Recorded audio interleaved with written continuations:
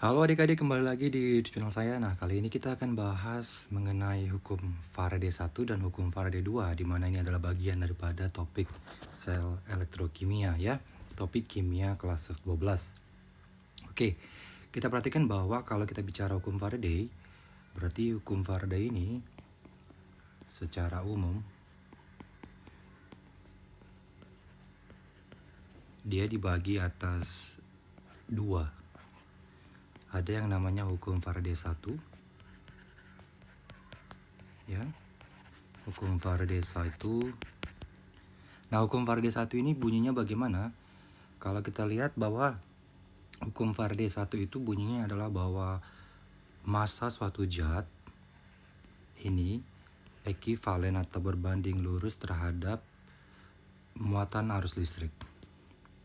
Di mana muatan arus listrik ini kalau kita konversikan lagi ini sama dengan kuat arus dikali dengan waktu ya. Dengan demikian kita bisa turunkan bahwa massa suatu zat berbanding lurus dengan I kali T ya. Itu yang bisa kita pahamin untuk hukum Faraday. Ingat lagi bahwa pada dasarnya secara sejarah hukum Faraday itu kan ditemukan oleh Michael Faraday tahun 1834. Jadi dia itu menggunakan yang namanya sel elektrokimia dalam prosesnya menggunakan proses elektrolisis ya. Jadi pastinya dia menggunakan elektroda, katoda ataupun anoda. Nah, di sini kita lanjutkan lagi. Kalau kita bicara mengenai hukum Faraday 1, berarti kalau kita perhatikan lagi di sini dalam menentukan massa suatu zat dalam hasil reaksi elektrolisis, kita juga akan melibatkan jumlah elektron yang terjadi. Kalau di katoda berarti katoda itu kan cenderung pada elektrolisis, katoda itu cenderung mengalami reaksi reduksi ya, dimana katoda sendiri dia ini bermuatan negatif, sedangkan anoda dia akan mengalami oksidasi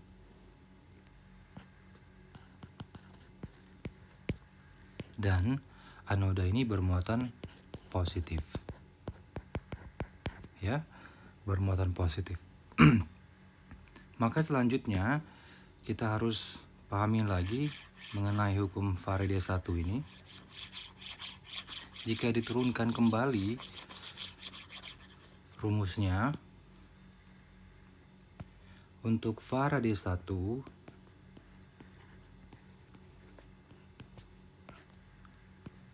menentukan massa zat ini sama dengan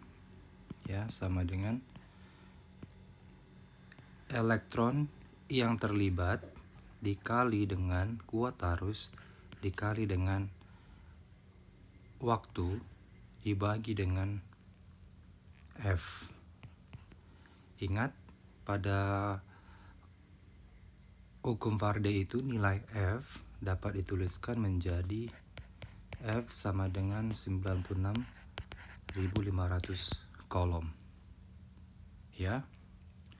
Dan jika kamu perhatikan di sini ada E menyatakan elektron ya, ataupun massa ekivalen sebenarnya bukan elektron.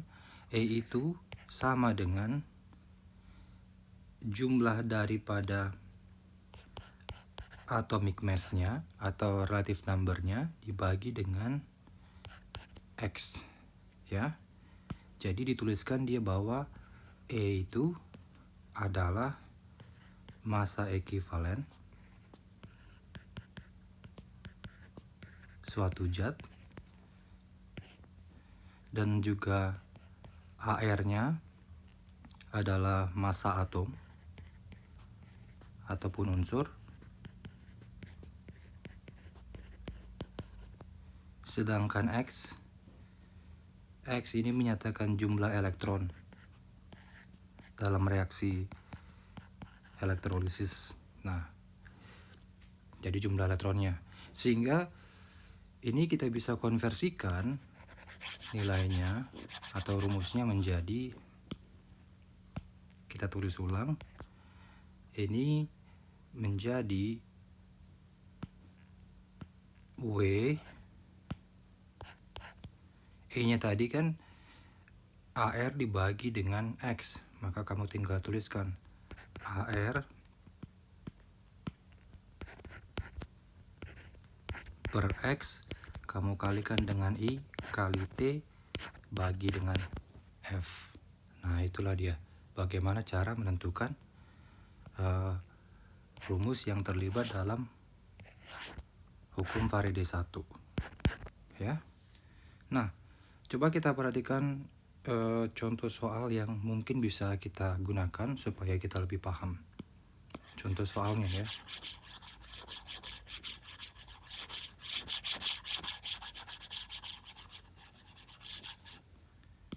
Contoh soalnya yang pertama adalah dalam suatu sel elektrolisis ada yang namanya larutan CuSO4. Nah, dia mengalir ataupun bereaksi dengan menggunakan arus listrik 1,5 ampere selama 2 jam. Ingat di sini waktu dalam reaksi sel elektrolisis kita konversi ke detik. Berarti kita bisa tentukan di sini pertanyaannya adalah tentukan massa endapan tembaga. Massa endapan tembaga.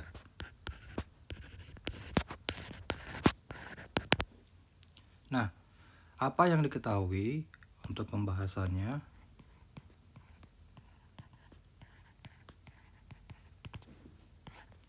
Perhatikan yang diketahui, ada 3 informasi di sini. Yang pertama adalah bahwa ada larutan CuSO4. CuSO4. Nah, ini bentuk larutan. Berarti kalau diuraikan dia akan menjadi Cu2 positif ditambah SO4 2 negatif. Ya.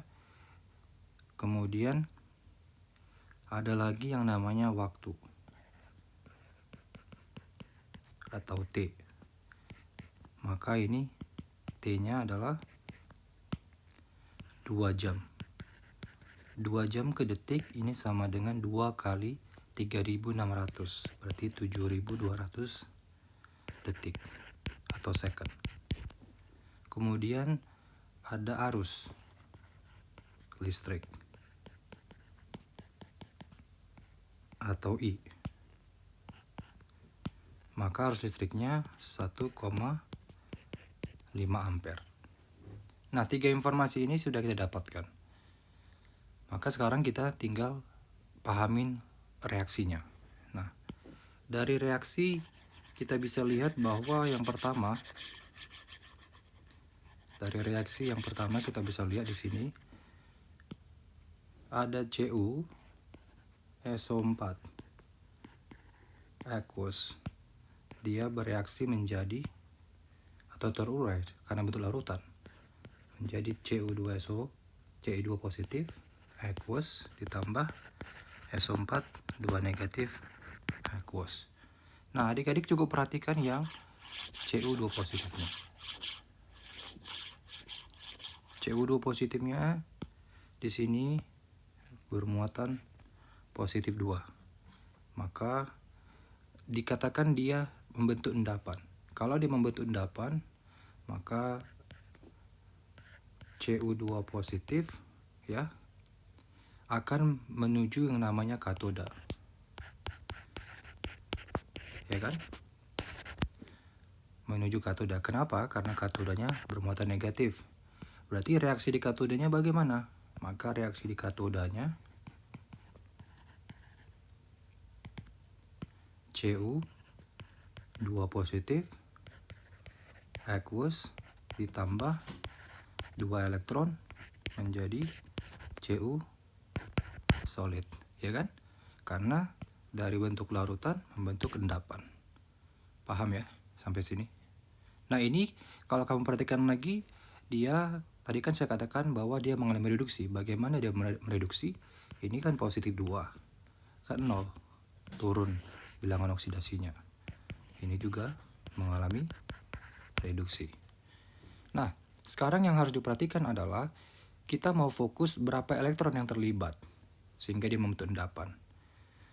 Dari sini kita bisa lihat bahwa jumlah elektron yang terlibat adalah 2 berbanding 1, ya. 2 berbanding 1. Dengan demikian, untuk dia nilai daripada AR-nya, ya, AR daripada CU di dalam SPU ya, itu kan 63,5 gram per mol. Nah, jumlah elektron, kalau kita lihat situ jumlah elektron, perbandingannya nanti adalah untuk membentuk endapan, maka elektronnya ini sama dengan 1 berbanding 2. Dari mana 1 berbanding 2? Dari koefisien si Cu terhadap elektron. Oke, pahami adik-adik? Nah, sekarang kita lihat lagi. Untuk penyelesaiannya tinggal masuk ke rumus. Sudah dapat informasinya secara menyeluruh. Berarti massa endapan ini sama dengan massa endapannya, ya, AR kali I kali T dibagi X kali F. X itu kan elektron. Nah, tinggal masukin aja. AR-nya adalah si 63,5. Ayo, tinggal masukkan aja nilainya. F tadi adalah 96.500 kolom. Maka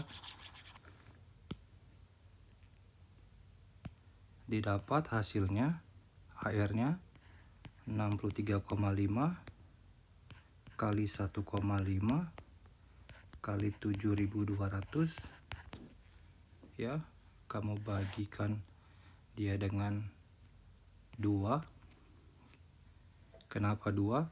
Nah, ini kan ada 1 ya, ini kali 1. Kenapa kali 1? Karena kan CU-nya 1, ya. Jadi untuk menentukan massa itu kan bahwa mol dikali massa atomnya. Nah, karena massa atom daripada atau mol daripada si CU-nya 1, jadi kita nggak perlu tulis. Nah, F-nya 96.500. Maka massa endapan tembaga yang terbentuk, kalau kamu kalikan ini secara langsung, ya, maka ini menjadi 3,55 gram. Jadi kamu bisa tuliskan bahwa jadi massa endapan atau massa CU yang dihasilkan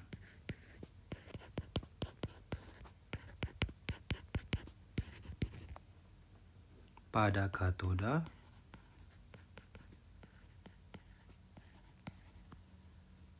sebanyak 3,55 gram. Oke adik-adik, semoga informasi kali ini bermanfaat dan adik-adik semakin pintar.